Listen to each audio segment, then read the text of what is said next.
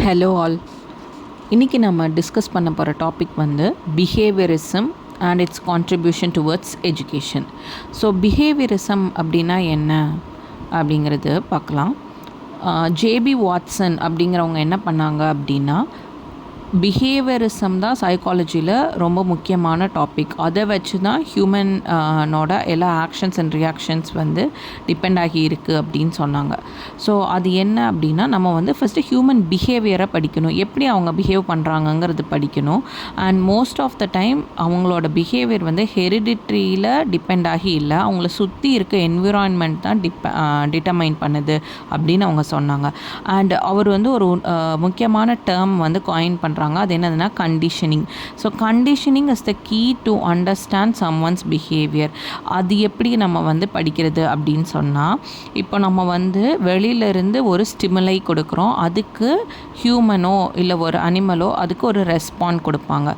So அந்த ஸ்டிமுலை எந்த அளவுக்கு ஸ்ட்ராங்காக இருக்கோ அதுக்கேற்ற மாதிரி அந்த ரெஸ்பான்ஸ் வந்து நம்ம ஆல்டர் பண்ணலாம். இல்லை அதோட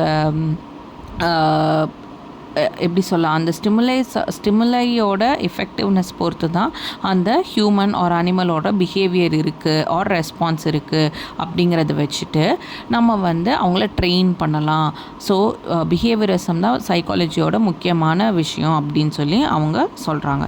ஸோ பிஹேவியரிசம்னா ஃபஸ்ட்டு என்ன அப்படின்னா, behaviourism refers to the school of psychology founded by JB Watson. அவங்க என்ன பிலீவ் பண்ணாங்க, இவங்க தான் பிஹேவியரிசம்ங்கிற டேர்ம் கொண்டு வராங்க. அவங்க என்ன பிலீவ் பண்ணாங்க அப்படின்னா, behaviours can be measured, trained and changed.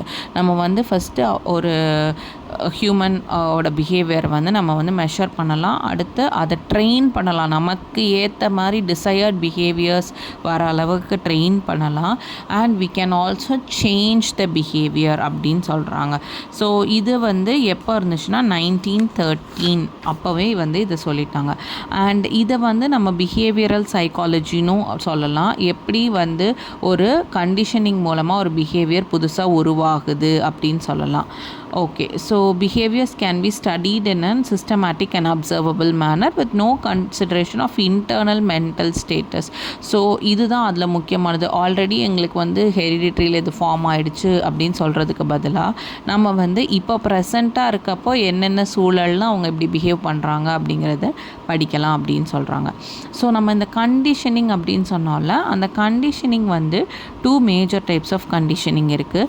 ஒன்று வந்து கிளாசிக்கல் கண்டிஷனிங், இன்னொன்று வந்து ஆப்பரண்ட் கண்டிஷனிங். ஸோ கிளாசிக்கல் கண்டிஷனிங்னா என்ன அப்படின்னா, it is a technique used in behavioural training in which naturally occurring stimulus is bird with a response.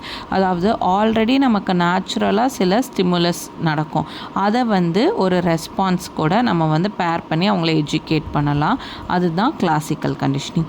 Operand கண்டிஷனிங்னா என்னன்னா, through rewards and punishment of behaviour. அப்போ நீங்கள் இப்படி பண்ணிங்கன்னா குட் பண்ணிங்கன்னா குட் நடக்கும், பேட் பண்ணிங்கன்னா பேட் நடக்கும் அப்படின்னு சொல்லி மூலமாக பண்ணுறது தான் ஆப்பரண்ட் கண்டிஷனிங். ஸோ நம்ம வந்து இந்த classical conditioning and operand conditioning பற்றி நெக்ஸ்ட் வீடியோவில் டீட்டெயிலாக டிஸ்கஸ் பண்ணுவோம். தேங்க்யூ.